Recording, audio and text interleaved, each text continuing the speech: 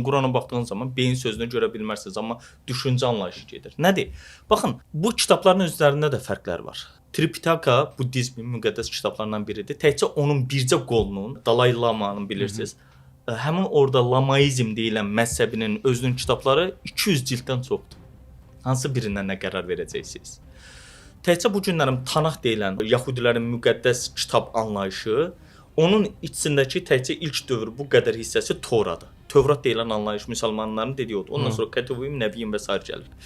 Deməli, oradakı anlayışa baxanda, məsələn, deyir ki, orada İbrahim Peyğəmbərin 100 neçə il yaşadığını, nə bilim, 90 neçə ildə, 80 neçə ildə bu olduğunu, 90 neçənci ildə bu olduğunu belə rəqəmlər verir. Yəni, amma bu tarixdirmi, həqiqətdirmi bilmirik. Yoxdur elə bir tarix, üst-üstə düşmür.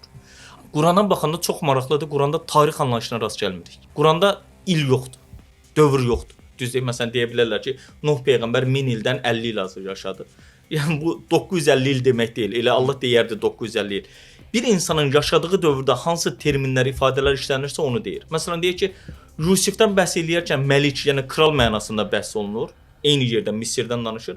Amma Musa ilə bağlı yaşadığı dövrdə məlik sözündən yox, Firon sözündən bəhs olunur.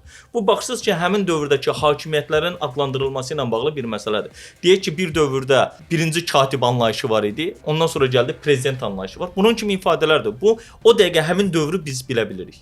Məsələn, Quranda bunları görə bilmirik, obraz görə bilmirik. Məsələn, bircə dənə adlar mənasında 20-25 ad ümumiləşdirib görə bilirik.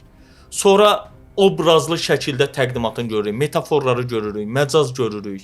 Ondan sonra simvollardan ifadələri görürük, deyimlər dediyimiz anlayışları görürük. Və yaxud da məsələn Kəhf surəsində deyir ki, bizdə var o mağara əhli 7 nəfər olub, 1 it olub. Deyir ki, 3 olub, 4-cü it olub, 4 olub. Sizə nə? Yəni deyir oradan çıxarılan nəticə, dərs.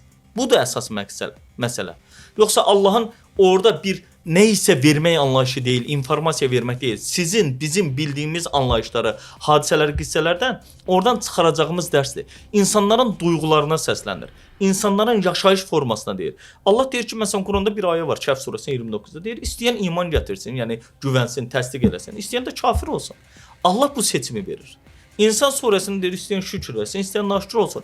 Yəni, bu seçimi Allah verir. Sən niyə məcbur eləyirsən? Ona görə də deyir ki, dində məcburiyyət yoxdur. Eləyə bilmərsən. Yəni, mən əgər məcbur olsam, 200'lü oluram, münafiq oluram. Sevərək, istəyərək deyil, daha fərqli.